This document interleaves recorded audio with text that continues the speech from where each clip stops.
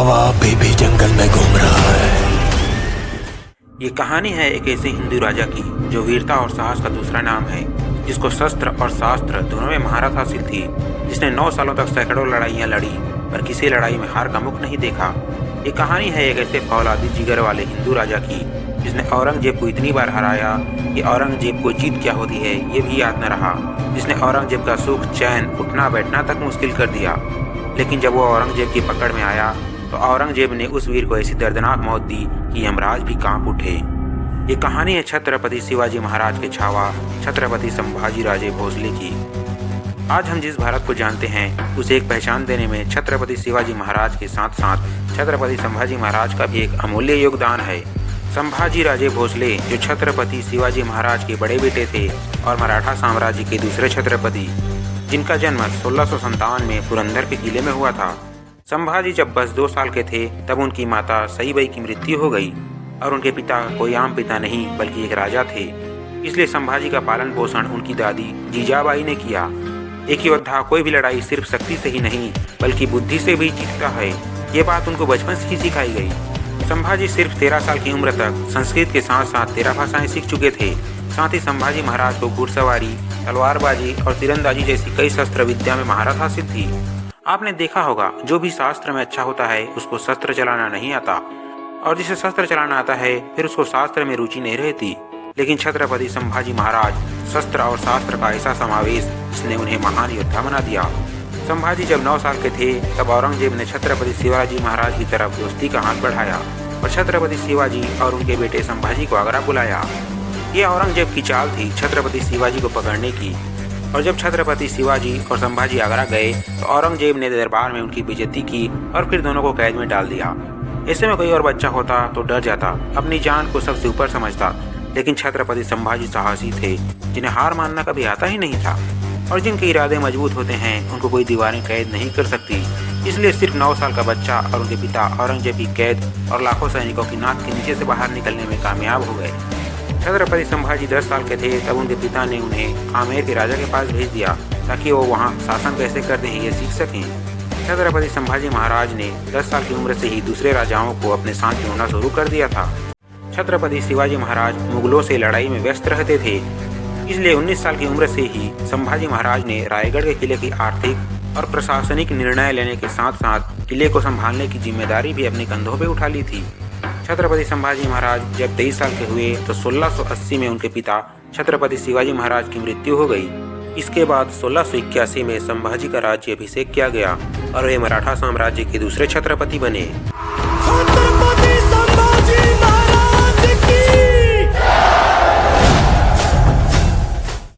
अक्सर ऐसा होता है कि एक महान राजा के गुजर जाने के बाद उनका राज्य बिखर जाता है, लेकिन छत्रपति संभाजी महाराज ने होने नहीं दिया और छत्रपति शिवाजी महाराज के स्वराज के सपने को आगे बढ़ाने का निश्चय किया।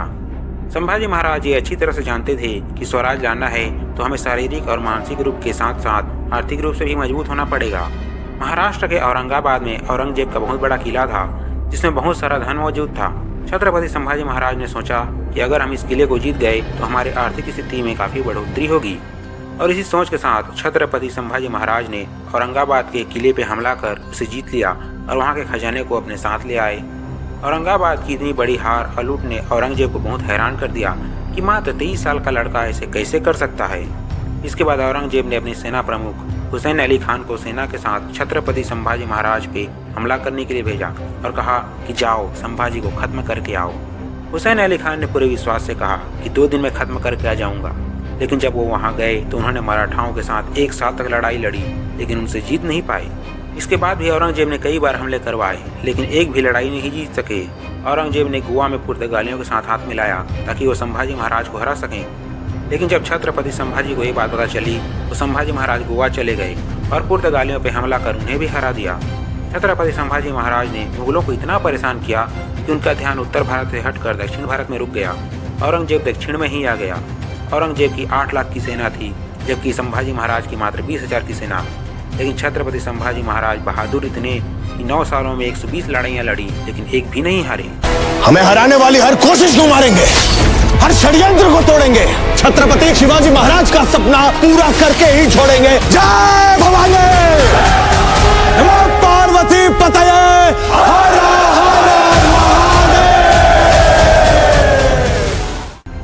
क्योंकि औरंगजेब दक्षिण भारत में ही 9 सालों तक जूझते रहे तो उत्तर में राजस्थान, बुंदेलखंड, पंजाब जैसे राज्यों में स्वदेशी ताकतें वापस से बढ़ने लगी। हमारे हिंदू राजा वापस से खड़े हुए और मुगलों से लड़ाइयाँ लड़ी। छत्रपति संभाजी महाराज से कई बार हारने के बाद औरंगजेब को ये बात तो समझ में आ गई कि ये जो संभाजी है उसको युद्ध में हराया नहीं जा सकता, सामने से तो नहीं तो क्यों न कुछ अलग किया जाए। और इसी बीच औरंगजेब को ये बात पता चली कि छत्रपति संभाजी ने अपने साले गणोजी सिरके को वेतनदारी देने से मना कर दिया है और इसी का फायदा उठाकर औरंगजेब ने गणोजी सिरके को अपनी तरफ कर लिया। और एक बार जब छत्रपति संभाजी महाराज अपने मित्र और सलाहकार कवि कलश के साथ एक गुप्त रास्ते से कहीं जा रहे थे तो गणोजी सिरके ने यह बात औरंगजेब की सेना प्रमुख को बता दी। और फिर औरंगजेब की सेना ने छत्रपति संभाजी महाराज और उनके मित्र कवि कलश को बंदी बना लिया। जिस वीर को औरंगजेब और उसकी 8 लाख की सेना न हरा सकी उसको एक धोखे ने हरा दिया। औरंगजेब जो छत्रपति संभाजी से हार हार के अंदर से खुन्नस खाया हुआ था, उसने छत्रपति संभाजी और कवि कलश को ऊंट पे उल्टा लटका के नगर में घुमाया और लोगों को उन पे पत्थर मारने को उकसाया, यहाँ तक कि उन पे पेशाब करने तक को कहा गया। बहुत मारपीट की और कैद में डाल दिया। औरंगजेब ने छत्रपति के सामने 3 शर्तें रखी। पहला कि छत्रपति संभाजी औरंगजेब को अपना बादशाह मान ले, दूसरा मराठाओं का सारा खजाना उनके हवाले कर दें और तीसरा कि छत्रपति संभाजी अपना धर्म बदलकर मुस्लिम धर्म अपना लें। औरंगजेब ने कहा, ये तीनों काम कर दो, जिंदा रहोगे, मैं तुम्हें अपने साथ रखकर और ताकतवर बना दूंगा। लेकिन छत्रपति संभाजी, जिन्होंने कभी हार मानना सीखा ही नहीं, उन्होंने औरंगजेब की तीनों शर्तें मानने से इनकार कर दी और अन्न जल का त्याग कर दिया।